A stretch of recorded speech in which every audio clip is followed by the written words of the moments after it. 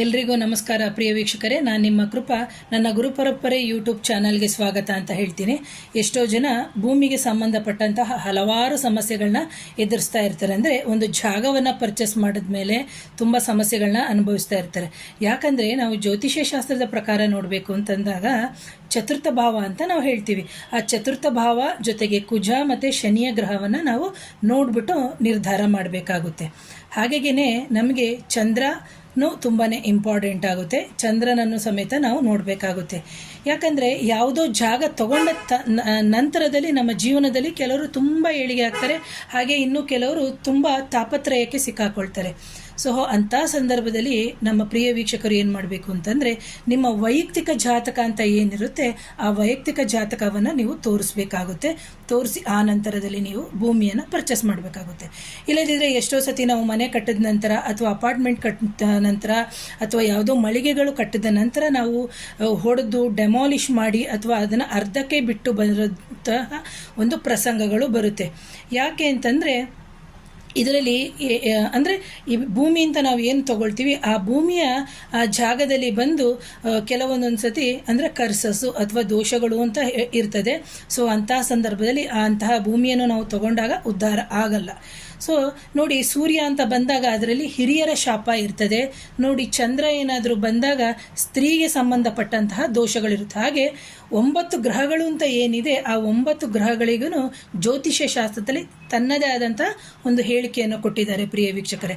ಹಾಗೆ ಕೆಲವೊಂದೊಂದು ಜಾಗದಲ್ಲಿ ಏನಾಗುತ್ತೆ ಅಂತಂದರೆ ಆದಿಶಕ್ತಿ ಅಥವಾ ಶಕ್ತಿ, ದೈವಶಕ್ತಿ, ನಾಗದೇವರಾಗಿರ್ಬೋದು ಅಥವಾ ವಿಷ್ಣು ದೇವರಾಗಿರ್ಬೋದು, ಈ ಥರ ಒಂದೊಂದು ದೈವದ ಒಂದು ಸಂಚಾರ ಇರುತ್ತೆ. ಹಾಗೆ ಸ್ತ್ರೀ ದೈವಕ್ಕೆ ಸಂಬಂಧಪಟ್ಟಂತಹ ಒಂದು ಶಕ್ತಿಯಾಗಿರ್ಬೋದು ಅಥವಾ ಪುರುಷ ದೈವಕ್ಕೆ ಸಂಬಂಧಪಟ್ಟಂತಹ ಒಂದು ಶಕ್ತಿಯಾಗಿರ್ಬೋದು. ಸೊ ಅಂತಹ ಸಂದರ್ಭದಲ್ಲಿ ನಾವೇನು ಮಾಡಬೇಕಾಗುತ್ತೆ ಅಂದರೆ, ಬುಧನ ವಾಸಸ್ಥಾನ ಯಾವುದು, ಗುರುವಿನ ವಾಸಸ್ಥಾನ ಯಾವುದು, ಶುಕ್ರನ ವಾಸಸ್ಥಾನ ಯಾವುದು ಅಂತ ನೋಡಿಕೊಂಡು ನಾವು ಅಂದರೆ ಜಾಗವನ್ನು ನಾವು ಪರ್ಚೇಸ್ ಮಾಡಬೇಕಾಗುತ್ತೆ. ಹಾಗೆಯೇ ಕೆಲವೊಂದೊಂದು ಜಾಗದಲ್ಲಿ ಹುತ್ತಗಳಿರುತ್ತೆ. ಆ ಹುತ್ತಗಳನ್ನು ಹೊಡೆದು ಆ ನಂತರದಲ್ಲಿ ಕೆಲವರು ಮನೆಯನ್ನು ಕಟ್ತಾರೆ ಅಥವಾ ಆ ಹುತ್ತಕ್ಕೆ ಏನು ಮಾಡ್ತಾರೆ, ನೀರನ್ನು ಹಾಕಿಬಿಡ್ತಾರೆ.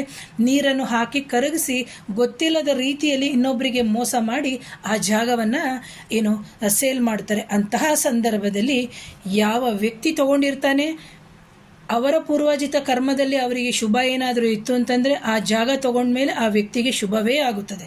ಇದು 100ಕ್ಕೆ 100 ಸತ್ಯ.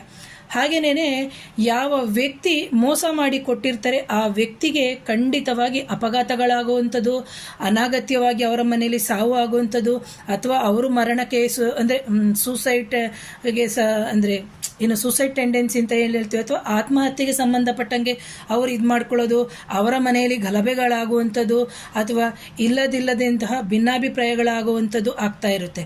ಅಂತಹ ಸಂದರ್ಭದಲ್ಲಿ ನಾವೇನು ಮಾಡಬೇಕಾಗುತ್ತೆ ಅಂದರೆ, ನಮ್ಮ ಮೂಲ ಜಾತಕ ಅಥವಾ ನಮ್ಮ ಜನ್ಮ ಜಾತಕ ಅಂತ ಏನಿದೆ ಆ ಜಾತಕವನ್ನು ನಾವು ಪರಿಶೀಲನೆ ಮಾಡಿಸಿ ಈ ಜಾಗ ಅಥವಾ ಈ ಭೂಮಿ, ಈ ತೋಟ ನಮಗೆ ಸೂಕ್ತವೇ ಅಂತ ಹೇಳಿಬಿಟ್ಟು ನಾವು ಪರಿಶೀಲನೆ ಮಾಡಿಸ್ಬಿಟ್ಟು ನಾವು ಆ ಜಾಗವನ್ನು ತಗೋಬೇಕಾಗುತ್ತೆ ಪ್ರಿಯ ವೀಕ್ಷಕರೇ. ಇಲ್ದಿದ್ರೆ ಏನಾಗುತ್ತೆ ಅಂದರೆ, ಕೋಟ್ಯಾಂತರ ರೂಪಾಯಿ ಹಾಕ್ಬಿಟ್ಟು ನಾವು ಇವತ್ತಿನ ದಿನದಲ್ಲಿ ಒಂದು 20-30 ಸೈಟಿಗೆ ಎಷ್ಟು ಲಕ್ಷಾಂತರ ರೂಪಾಯಿ ಖರ್ಚಾಗುತ್ತೆ ಅಂತ ಗೊತ್ತಿರುತ್ತೆ.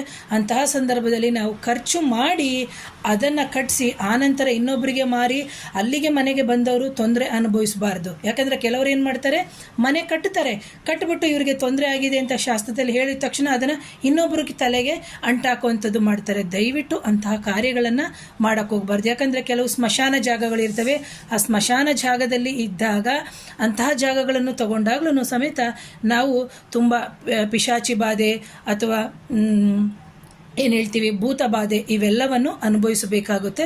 ಹಾಗಾಗಿ ನಿಮ್ಮ ಜನ್ಮ ಜಾತಕವನ್ನು ತೋರಿಸಿ ಆನಂತರದಲ್ಲಿ ಭೂಮಿಯನ್ನು ಖರೀದಿ ಮಾಡಿ ಅಂತ ಹೇಳ್ತೀನಿ ಪ್ರಿಯ ವೀಕ್ಷಕರೇ.